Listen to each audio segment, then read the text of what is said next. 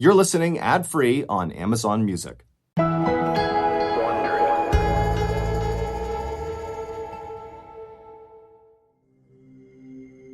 In April of 2007, a 31-year-old woman woke up from a nap on her couch and rubbed her eyes. But instead of feeling rested and refreshed, she felt even worse than when she'd gone to sleep. She had a pounding headache, and the light that was coming through her window seemed impossibly bright. Her mouth was dry from thirst, and hunger pangs racked her stomach. The woman stretched and sat up. She was sore all over. It hurt just to reach for her phone on the coffee table. She turned her phone on, and when she saw the time and date, her eyes went wide. She'd slept for 53 hours straight. The woman tried to resist the fear that was now rising in her mind. She hadn't had anything to eat or drink in days.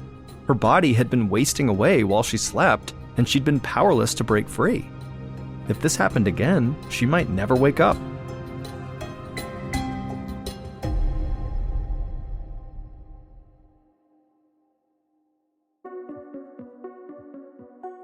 From Ballen Studios and Wondery, I'm Mr. Ballen, and this is Mr. Ballen's Medical Mysteries, where every week we will explore a new baffling mystery originating from the one place we all can't escape, our own bodies.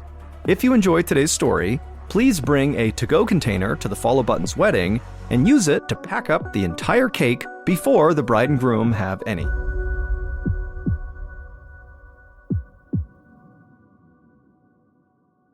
This episode is called Sleep Addict. In the fall of 2005, 29-year-old lawyer Anna Sumner leaned her elbows against her large wooden desk and stared at her computer screen. It was hard not to let her mind wander. She could see downtown Atlanta, Georgia, right from her office window. Anna yawned and stretched and then forced her eyelids to stay open. It was already 5 p.m., but she still had an important brief to finish before she could go home. Her attention wandered again, this time to the framed diplomas that hung on her wall. She had an undergraduate degree from Princeton, and she had received her law degree from Duke. She'd studied very hard in school and now had worked her way up the ranks at a very prestigious law firm. She was proud of everything she'd accomplished. Anna leaned back in her chair and kicked off her high heels. She was exhausted. Then again, she was always exhausted. In high school, she used to skip hanging out with friends just to go to bed early, which left her feeling totally isolated. During college, she routinely skipped breakfast to sleep in, and then showed up to class so hungry she couldn't even focus. Once, she'd flown cross-country for a friend's wedding, and then accidentally slept through the entire thing. Finding the energy to get through law school had been a constant struggle, and it was even harder as a young lawyer at a big firm where so much was expected of new people. Sometimes she feared that her constant fatigue was damaging the career she had sacrificed so much for. It was beyond frustrating. Anna had slept for at least 12 hours the night before, yet here she was, not feeling rested. It was like she was moving through a fog at all times. She always needed more sleep, but she knew she needed to keep working. Anna stood up and shook her arms, trying to get her blood moving. She opened her eyes as wide as she could. She shook her head back and forth and sat back down, determined to finish her work. But as soon as she started to type, her eyelids grew heavy again, and Anna nodded off, her cheek resting on the keyboard. The next thing Anna knew, she was slowly waking up. Her back ached from being hunched over in her chair. Her computer screen had gone to sleep too. She shook the mouse and the screen lit up, and she looked at the time. It was 6 a.m. Anna had just slept for 13 hours. She was completely disoriented, still wearing yesterday's clothes, and her brief was not finished. Anna immediately felt a knot form in her throat. She had been successfully hiding her sleepiness problem ever since she was a teenager when it began. She'd always been able to arrange her schedule to accommodate her constant need to sleep. But now that she had a job with a lot of responsibilities, she just didn't have that same flexibility. Anna had always prided herself on having a good work ethic and self-control, but now she realized that this was something she really just couldn't control. Sometimes when Anna felt really tired, she would think to herself, if I don't sleep right now, I feel like I could actually die. She knew that was not normal. This problem had gone on long enough, and it wasn't going to get better unless she sought out some help.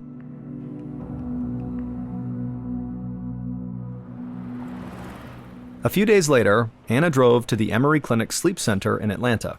It was inside an old, faded building undergoing significant renovations. In fact, there was still construction going on outside. Anna plugged her ears as she walked past jackhammers slamming into concrete. She checked in, and a few moments later, a gray-haired, round-faced doctor walked her back to a large exam room with chairs and a bed. He adjusted his glasses and then introduced himself as Dr. David Rye, the lead neurologist at the clinic. He motioned for Anna to take a seat and asked her about her symptoms. And she told him that she basically craved sleep the same way a drug addict craves a fix. No matter how much she slept, she never felt rested, and the constant exhaustion was totally debilitating. Dr. Rye nodded understandingly and suggested they begin with a very basic test. He asked Anna to simply take a nap, right there in the exam room. And so Anna laid down on the bed. She could still hear the loud construction noises going on outside, but it didn't bother her. Within moments, she was asleep. But just a few minutes later, Dr. Rye shook her awake, and then he diagnosed her with a disorder called hypersomnia. This is a catch-all term for extreme, unexplained sleepiness. It's thought that up to 5% of the entire population experiences it, though rarely at the level Anna was. So while it was a diagnosis, it really wasn't that specific. But for Anna, who'd never seen a doctor for her sleep problems before, having any diagnosis was progress, and she was even more optimistic when Dr. Rye suggested a treatment plan. He explained that in most cases, extreme tiredness is caused by a lack of energy-promoting chemicals in the brain, with names like dopamine and norepinephrine. It's like having a car with no gas in the tank. So he prescribed stimulants for Anna. These medications increase the level of these energy-promoting chemicals the same way that caffeine does. For patients like Anna, it can feel like they have a full tank of gas again. And Anna was so excited about her stimulants that after she left the doctor's office, she went straight to the pharmacy. When she got there, a pharmacist handed her a paper bag with a couple of prescription bottles inside, and Anna didn't waste any time getting her first dose.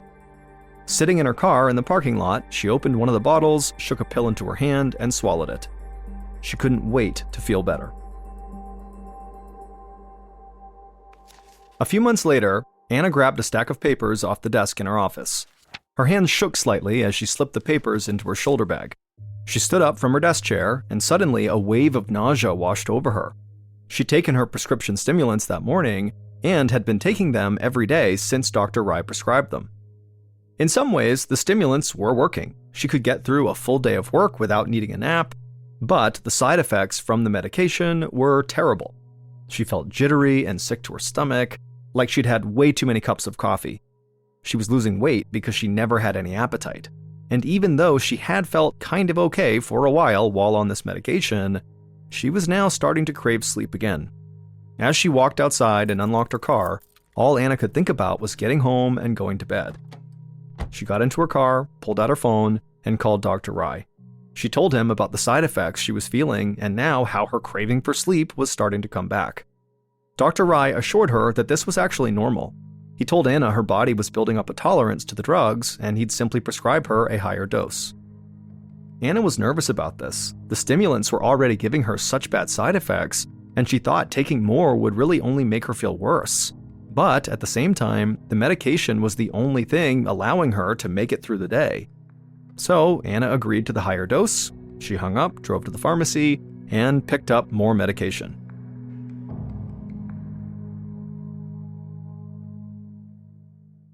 One year later, on a Friday in April of 2007, Anna was wrapping up her work for the week when the phone on her desk rang.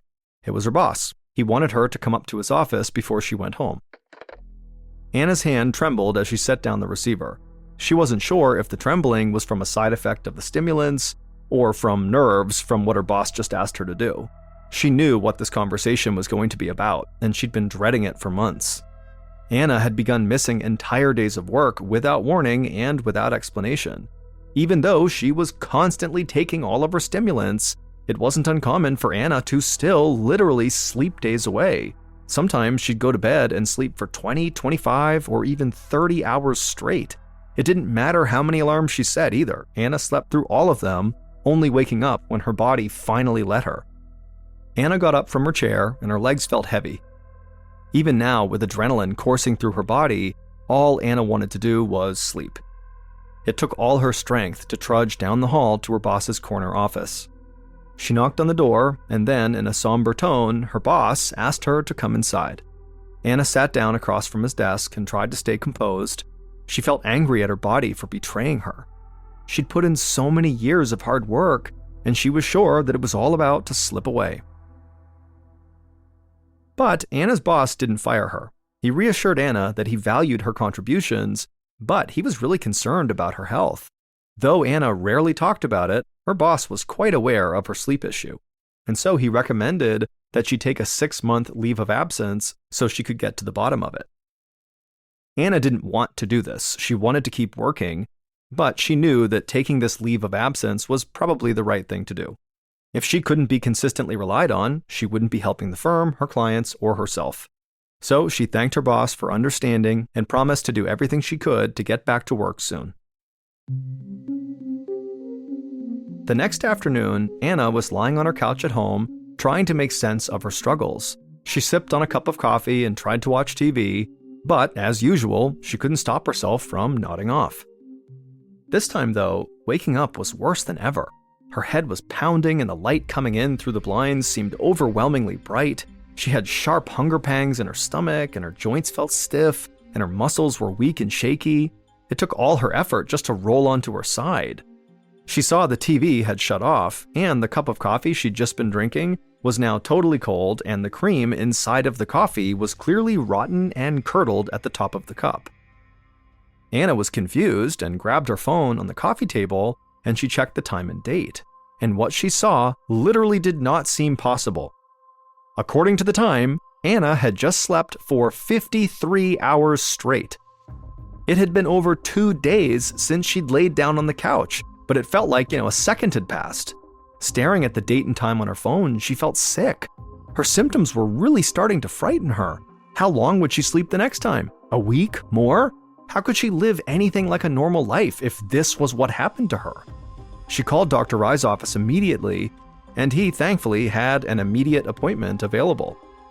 As Anna dragged herself off the couch and walked out to her car, she felt weak and clumsy. Walking was like trying to pull her body through sludge these days. She gingerly lowered herself into the driver's seat and then drove straight to the Emory Clinic Sleep Center.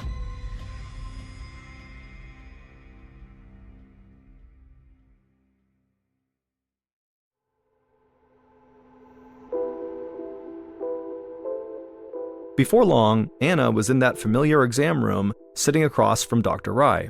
He seemed surprised to see her, but when she told him about falling asleep for 53 hours straight, his eyes went wide. Dr. Rye knew that spending so much time asleep could actually be dangerous. It meant Anna wasn't eating, drinking water, or exercising for days at a time. In the long term, this could lead to malnutrition, dehydration, and muscle atrophy. If she wasn't able to take care of herself, her body would eventually quit working. However, Dr. Rye said he did have an idea for what they could do next. It was a last-ditch effort and something he would not recommend unless it was absolutely an emergency, and clearly this was that. There was a test that could help them figure out what was causing her to sleep so much, but for it to be accurate, she needed to stop taking all the stimulants he'd been prescribing. Anna leaned back in her seat after hearing this. She knew the stimulants weren't perfect. No matter the dosage, she always needed more, and she was still sleeping way too much. But at the same time, the idea of not taking them scared her. If she could sleep for 53 hours with stimulants in her system, what would happen to her without stimulants? But in Dr. Rye's opinion, getting rid of the stimulants might be the only way to figure out what was happening inside of her brain. It would take about a month for the drugs to clear her system, so the doctor scheduled an appointment for a month from then, in May. Until then, the doctor explained to Anna that she really needed to be careful. Once she stopped taking these stimulants, she shouldn't drive, just in case she fell asleep behind the wheel, and she should have someone looking after her, making sure she ate, drank, and moved around every day. Anna realized that what the doctor was saying was, without these stimulants, she could not live alone anymore. And so, after she made it home from the clinic, she called her parents, who lived in Mississippi, and she told them she needed their help. Her parents immediately agreed, and her mother said she'd come to stay with Anna in Atlanta for as long as she needed. Anna was relieved to hear this, but at the same time, she was so tired she could barely function. She felt like she was literally sleeping her life away. A month later, in May of 2007, Anna's mom helped her get into the passenger seat of her car. With no stimulants in her system, Anna felt even more lethargic and totally confused. All she knew on this day was that they were going to the sleep clinic to see Dr. Rye. The whole ride, Anna sat with her head leaned against the window, watching trees and buildings blur together as she slipped in and out of consciousness. When they got to the Emory Clinic Sleep Center, Anna felt so stiff and heavy that her mom had to help her get out of the car. Anna could barely keep her eyes open as she leaned on her mom's arm, and then she shuffled her way into the clinic, feeling like she had cinder blocks stuck to her feet. Dr. Rye met Anna in the waiting area and walked her back to an exam room. They sat down, Dr. Rye in a chair and Anna on the bed. And as soon as Anna was sitting down, she started to feel herself beginning to fall asleep. As she struggled to stay awake, Dr. Rye explained the procedure they'd be doing that day.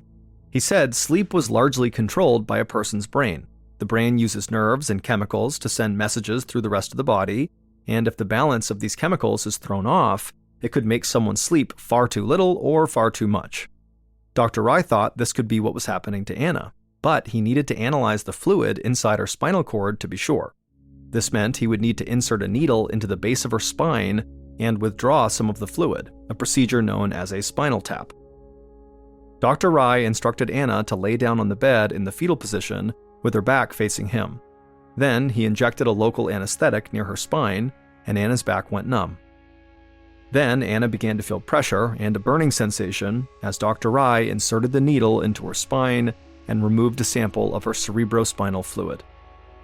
When the procedure was over, Dr. Rye told Anna it would take a few days for the results to come back. And so Anna stood, her back numb and her whole body exhausted, and she shuffled out to the waiting room where her parents were sitting. Then the parents helped Anna out to the car, they got inside, and they drove back to Anna's house in Atlanta. Anna barely made it inside before she collapsed into bed and fell asleep. A few days later, Dr. Rye was getting ready to leave work to head home when one of his assistants rushed inside and told him that the results of Anna's test had come in. Dr. Rye adjusted his glasses and then peered down at the data on his computer screen. He reviewed the chemical breakdown of Anna's cerebrospinal fluid, and what he saw shocked him so much that he called over other doctors to take a look. Every sleep specialist at the clinic was totally surprised. The results were so bizarre that one doctor even started laughing at the absurdity of the numbers they were seeing. They had literally never seen anything like this. But while the other doctors stood in disbelief, Dr. Rye felt a mixture of hope and unease. He had seen results like this before, in an Italian sleep study from the 1990s. In that study, a group of people who had symptoms similar to Anna's were given an experimental drug that cured their sleepiness. It was a drug that Dr. Rye had on hand, which meant he might be able to use it to cure Anna too.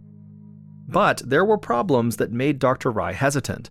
That Italian study had been discredited after the research was found to have some serious issues. Plus, the drug used in that study to cure their sleepiness was never approved by the Food and Drug Administration to treat sleep disorders, and it could cause bad side effects like seizures, so giving it to Anna would definitely be a risk. But faced with Anna's spinal tap results, Dr. Rye thought the risk was worth it, and so he called Anna and told her that he might be able to treat her sleepiness, but they need to do one more test.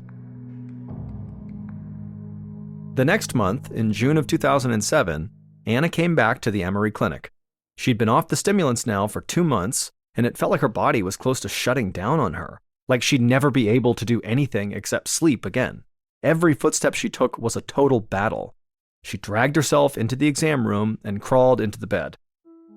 She felt a nurse lift her arm, swab near her wrist, and then jab her with an IV needle.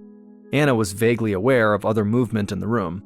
Multiple nurses were standing by, just in case Anna had a bad reaction to the drug, like a seizure or worse. Anna watched as Dr. Rye rolled a screen into the room. Everything looked slightly blurry to her. She heard Dr. Rye say they were doing a test to measure her brain's reaction time, and then he put a remote in her hand and told her to press the button as soon as she saw numbers appear on this screen. Anna tried to follow his instructions, but at the same time, she felt herself drifting in and out of consciousness, and so when a number popped up, she would press the button like she was told to, but she could tell by the look on Dr. Rye's face that she was not doing a good job. After the test was over, Dr. Rye told Anna that her reaction times were similar to someone who had just been up all night, or who had been drinking very heavily. And so now that they had these control results, they could try the medication that Dr. Rye hoped would help her. Anna watched as Dr. Rye put something into her IV bag.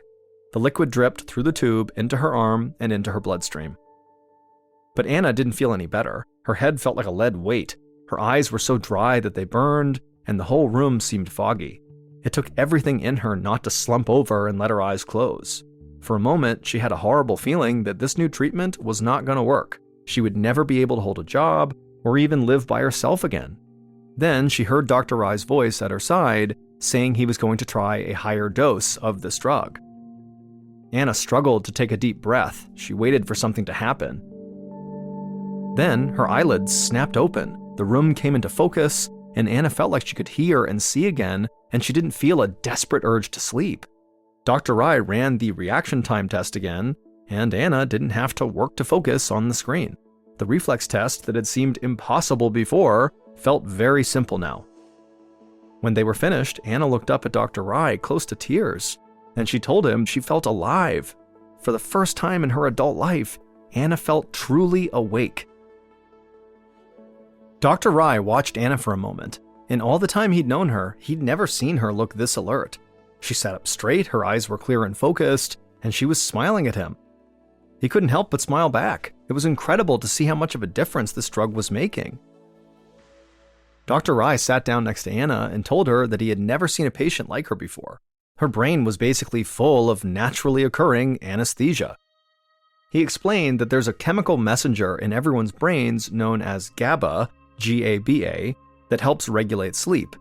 Many sleep aids and drugs used for surgical anesthesia make the brain respond more strongly to GABA. The stronger the response, the sleepier a person gets, Dr. Rye said. And the reason Anna's doctors were so shocked by her test results was because her naturally occurring GABA activity levels were as high as a person who was about to go into surgery.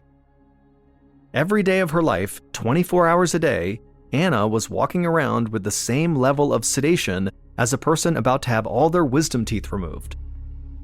Dr. Rye watched Anna's jaw drop as she realized that she hadn't just been tired for most of her life. Her own brain had been literally knocking her out. This drug that Dr. Rye had given her was called flumazenil. Usually, flumazenil is used in hospitals to help people who are overdosing on sedatives or having trouble waking up from anesthesia. It's an emergency antidote for people whose GABA activity is too high. So for Anna, whose GABA activity was always too high, flumazenil made her brain function like a healthy person's brain. But the FDA never approved flumazenil for excessive sleepiness.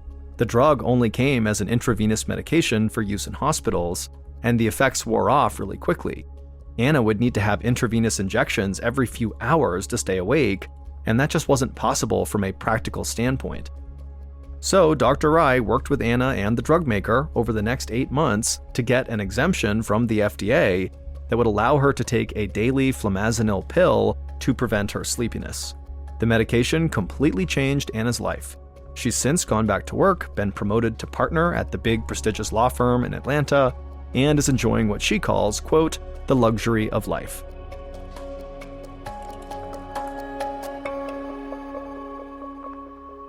Morgantown, West Virginia is this beautiful place nestled at the bottom of this huge mountain range called the Green Mountains. It is a big-time college town as the famous West Virginia University is located there, and so during the school year, the town is full of young people, and during the football season, the town is absolutely buzzing with excitement.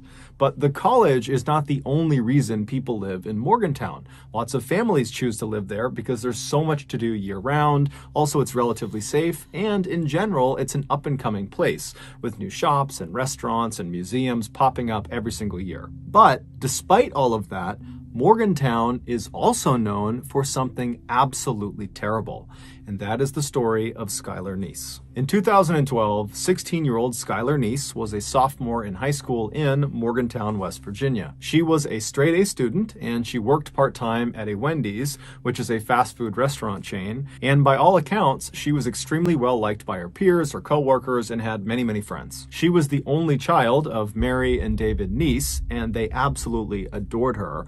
David, in particular, who was this big, burly man's man, he said that he spoiled his daughter rotten. The parents would say their daughter was full of love and life, and she was fiercely loyal, and at times she could be absolutely hilarious.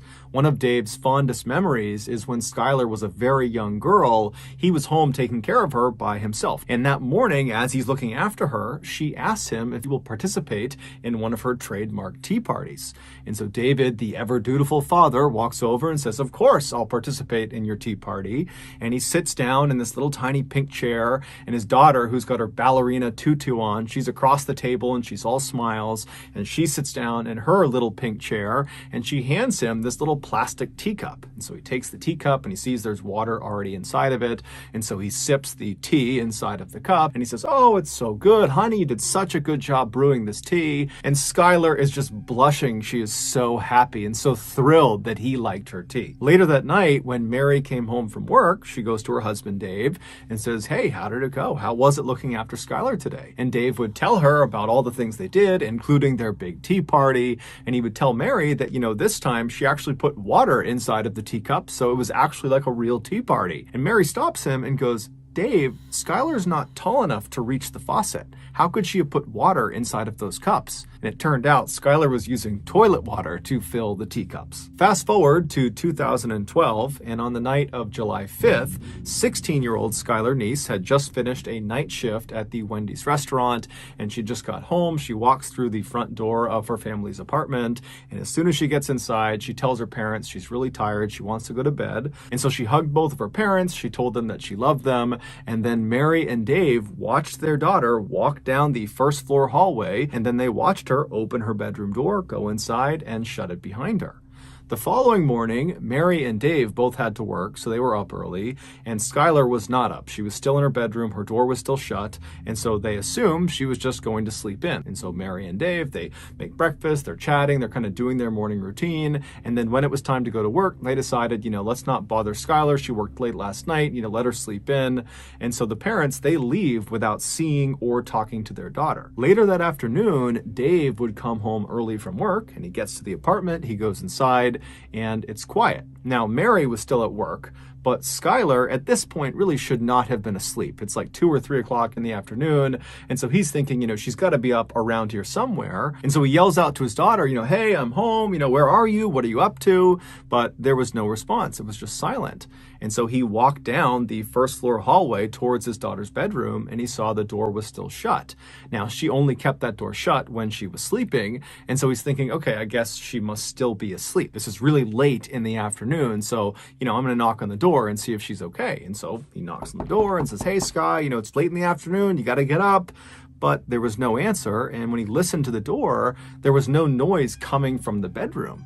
And so he thought that was pretty weird. And so he knocked a few more times. He yelled out a few more times. And when there was no response, no answer, no sound, he opened the door up. And when he looked inside, Skylar was not in there. Now, Dave was thinking to himself, I don't think my daughter told me that she would be gone today, or at least not right now. And he's trying to think, did she say something? Was she meeting someone today? And he couldn't think of it.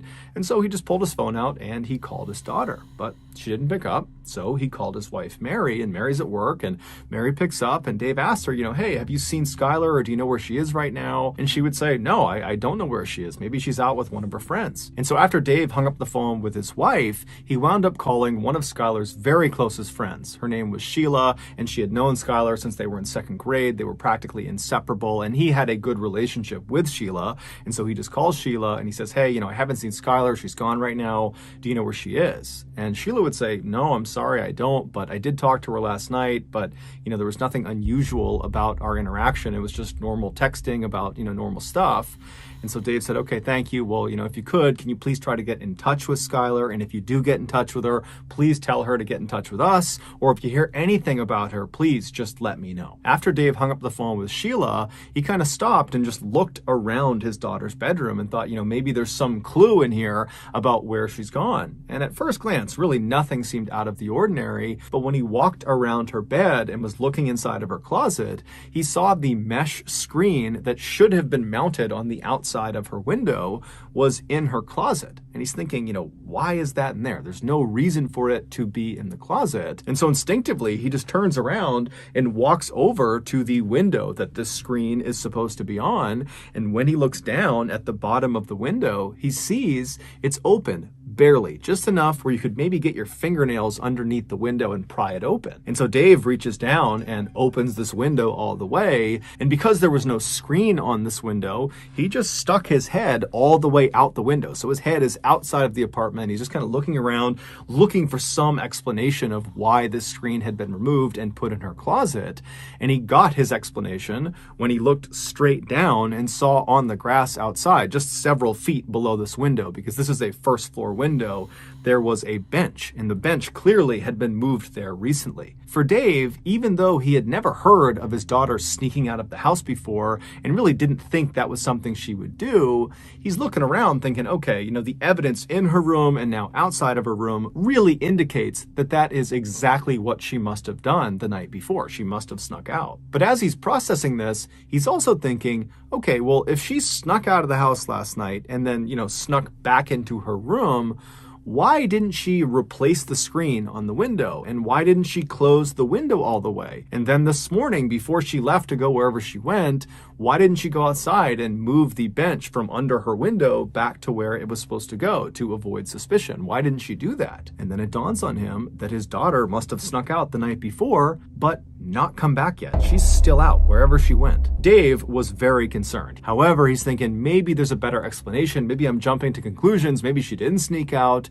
And so he calls his wife to kind of just talk with her and figure out what they should do. And they decide, you know what, this is concerning, but let's just give her a couple of hours to turn back up again. I'm sure she's fine. And so they begin to wait. And then at 4 p.m. that evening, Wendy's, the restaurant where Skylar worked, called Dave and said, hey, have you seen Skylar? She was supposed to work today and she didn't show up. She didn't call. It's very unlike her. What's going on? And this was the tipping point. Dave and Mary knew something had to be wrong, and so Dave called the police. Long County 911, do you have an emergency? I have a 16-year-old daughter who apparently snuck out of her room last night. She has not been home, hasn't went to work, can't get a hold of her from any of her friends. I am scared to death. Has she done this before? No. After Dave got off the phone, he and his wife began kind of frantically figuring out what they should do. While the police are out looking, should we go out and look too? Or should we stay here in case she comes home and, maybe she's hurt, maybe we can help her if she gets here. And so they're having this really difficult and stressful conversation when Mary's phone rings and it's Sheila. And so Mary immediately answers it, hoping for some good news about her daughter. But Sheila asks Mary right away, hey, has Skylar come home yet?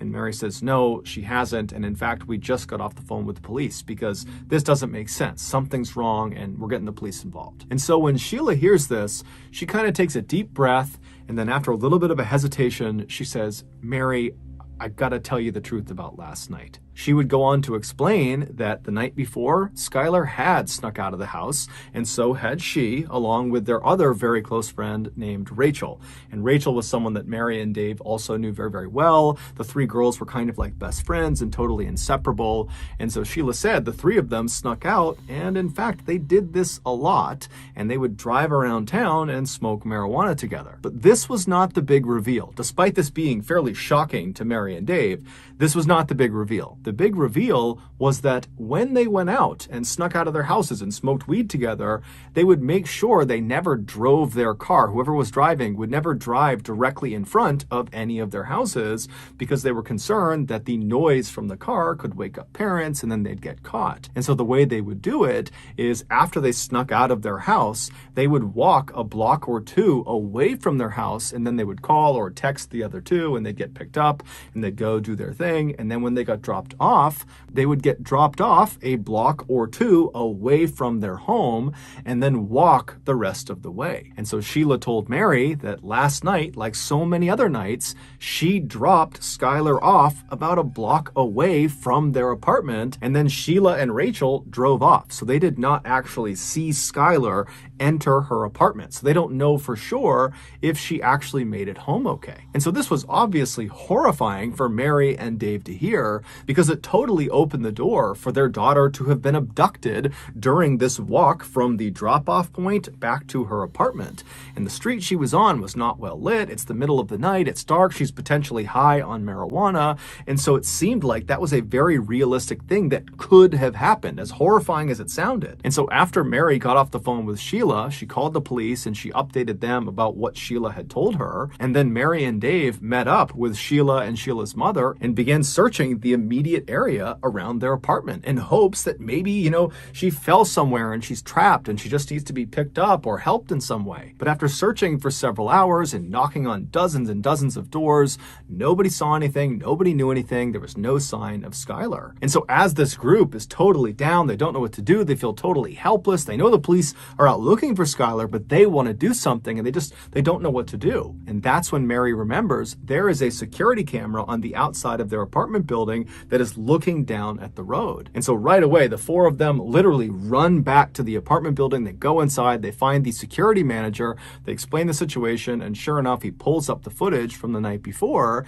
and the footage they see doesn't make sense. Sheila had dropped Skylar off on that corner, kind of out of view of the camera, at around midnight. But at 12:30, so 30 minutes after she's been dropped off, you see this unknown kind of generic looking car pull up right in front of the apartment complex. And then Skylar comes running across the lawn, goes right up to the car, opens the back door, hops in the back seat, shuts it, and the car drives off. Even though this did not solve the mystery of where their daughter was, because they had no idea what car this was, who was driving it, or where they were going, Mary and Dave still felt relieved, because from their perspective, it seemed like their daughter had willingly got into this vehicle. Whoever it was, whatever they were doing, she had gotten in on purpose, which meant she probably was not being abducted, which was their big fear. Over the next couple of days, the police analyzed this footage and tried to get information about this car, but the footage was so grainy, they couldn't do it. However, the police were telling Dave and Mary,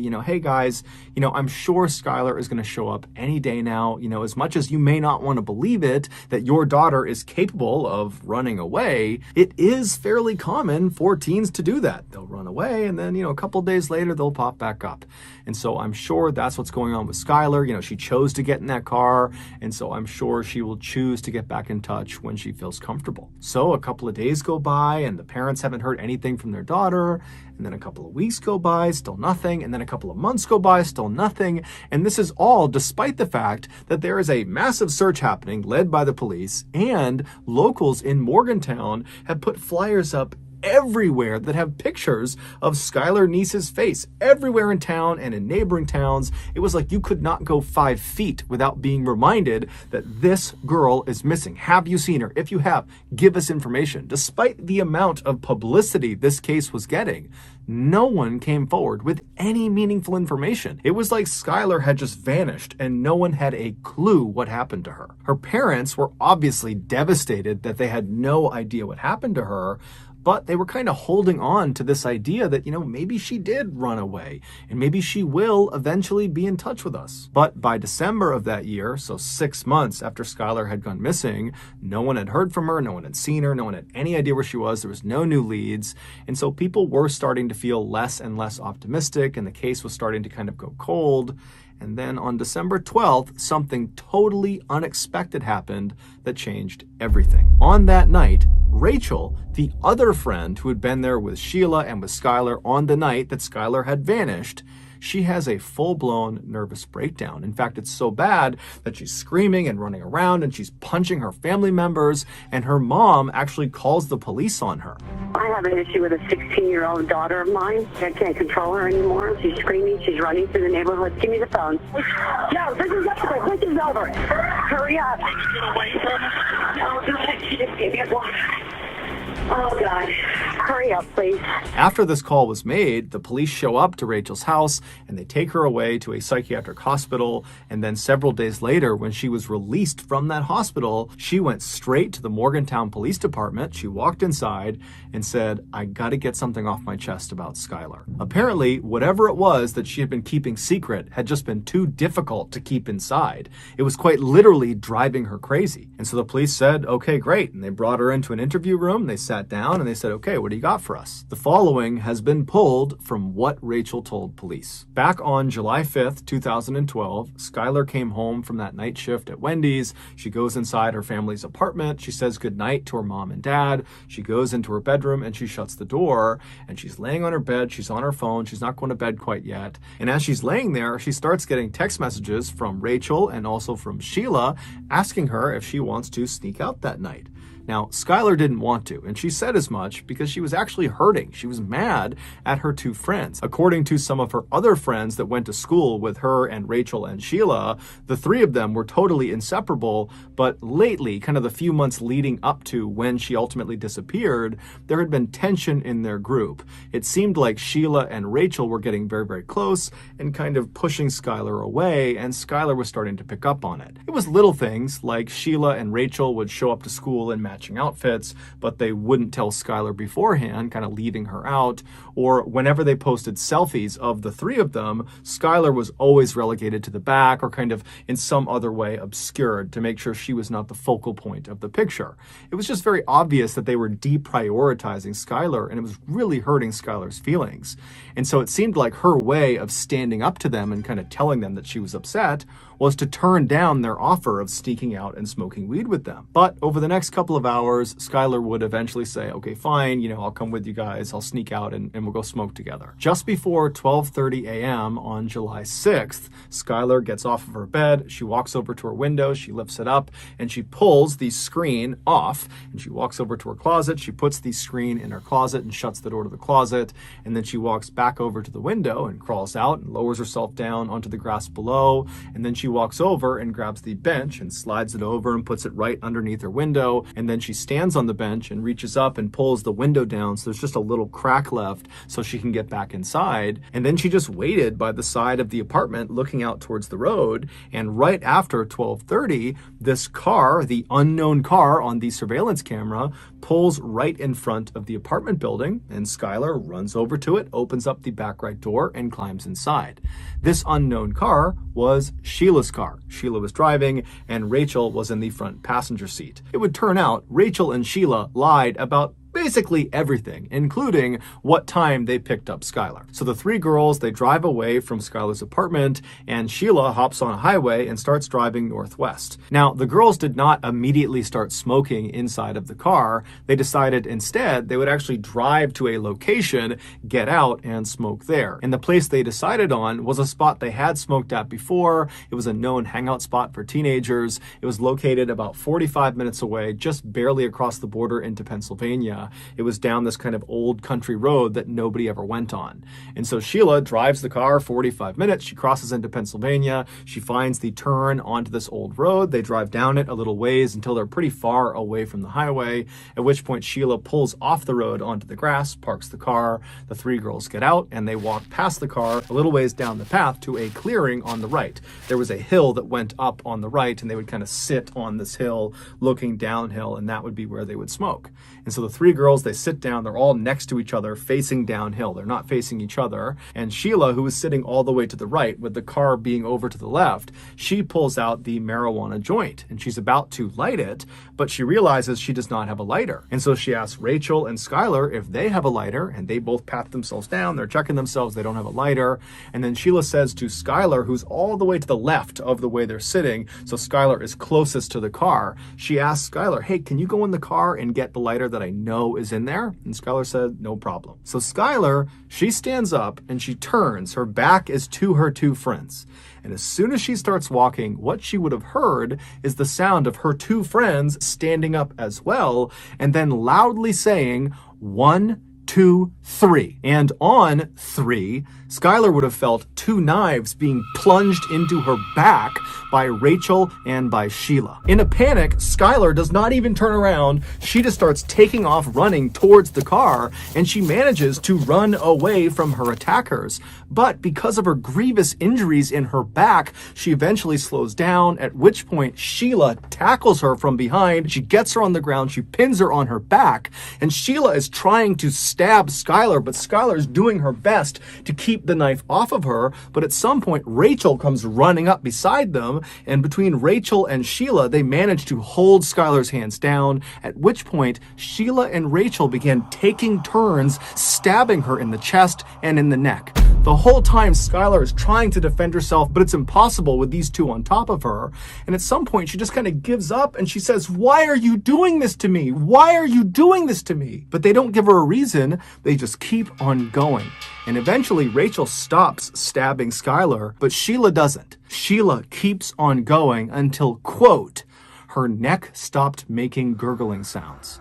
And then once Skylar went still, Sheila stood up like it was nothing, and she and Rachel just walked away from her body back to the car. They went around to the trunk of the car, they opened it up, and inside was shovels, bleach, trash bags, rags. They had brought along a kill kit because they knew what they were going to do this night. And so they start by cleaning themselves off. They get the blood off of them and off of their weapons, and then they take the shovels and they walk a little ways off of the road, kind of into the woods, and they try to dig a grave, but it would turn out the ground was too hard. And so they abandon the grave idea and just grab Skylar's lifeless body and drag it just about 6 feet off of the road and kind of chuck it against a log. And then they threw boulders and sticks and anything they could on top of her body. They don't know if she's still alive at this point, so they're potentially dealing the fatal blow with these rocks and logs. They cover her up until she's totally obscured, and then the two girls just walk back up. They grab their shovels, they grab their rags, their bleach, they put it back in the trunk, they hop in their car, and they drive away. It would turn out Rachel and Sheila had been planning this for months. The reason? They didn't like Skylar anymore, and apparently it wasn't enough to just be mean to her and not include her in things. They actually needed to kill her. And so the entire night that they went out and snuck out, that was all planned. They knew Skylar did not want to come out and sneak out with them because they knew she was upset with them. And so they said whatever they had to say to convince her to leave her house and sneak out with them. And so she did. She snuck out. And when she got in that car, Sheila and Rachel had their knives already in their front pocket of their sweatshirt, ready to go. And on their ride to this spot in Pennsylvania, Sheila and Rachel acted like, "Oh, let's just go to this spot and smoke," when in reality, this was planned too. They wanted to make sure they were far away from Morgantown when they killed Skylar. And so when they got there and they walked down to their spot to actually begin smoking, Sheila and Rachel had intentionally not brought lighters, and Sheila had left a lighter in the car specifically so she could ask Skylar to go get it. Because the plan was, as soon as Skylar gets up to get that lighter and her back is to us, Sheila and Rachel had promised each other that they would count to 3 and then attack her. Ultimately, Rachel would be sentenced to 30 years in prison, but she'll be eligible for parole in 2023. And Sheila would be sentenced to life in prison, but she would also be eligible for parole in 2028. During their trials, Rachel was very remorseful and even gave an apology to Skylar's parents during the sentencing phase. Sheila, on the other hand, smirked during her trial for most of the time. She was smiling and totally making light of it. She said she didn't do it. She was totally not remorseful, and she did not offer an apology to Skylar's parents. She did, however, leave an unbelievably cruel message on Twitter. In March of 2013, when the police came out and officially said, "We have identified the remains in the forest in Pennsylvania as belonging to Skylar Neese," when that announcement was made, just a couple of days later, Sheila tweeted, "We really did go on 3. Sheila was arrested 1 month later. So that's gonna...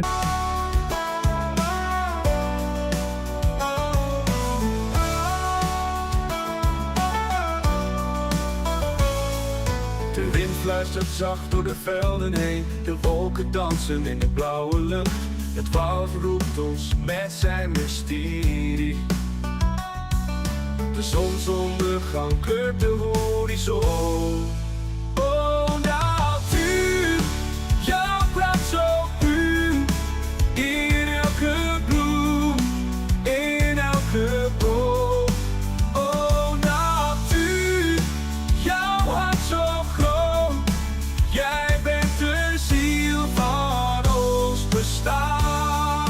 do it, guys. If you got something out of today's episode and you haven't done this already, please tell the like button you're going to upload 3, 4, even 5 times a week on your YouTube channel, and then drop it down to 2 or 3 times a week, and then 1 or 2 times a week, and then abruptly just go absent for 3 weeks straight.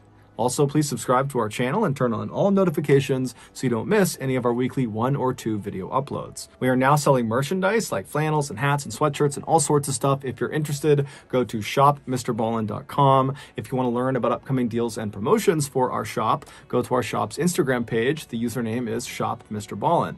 If you want to get in touch with me, you can direct message me on Instagram or on Twitter. My username is the same for both platforms. It's just Mr. Ballen. I also have a ton of content over on TikTok where my username is also Mr. Ballen. We also have a second YouTube channel called MrBallen's Shorts, where we post random short videos and lost episodes. We also have a Facebook page just called Mr. Ballen, where we post condensed versions of the longer episodes you see on YouTube. If you have a story suggestion, please submit it to our subreddit just called Mr. Ballen. It's linked in the description below. So whether I see you on Twitter, Instagram, TikTok, Reddit, YouTube, Facebook, or some combination, just know that I really appreciate your support. And until next time, that's going to do it. See ya.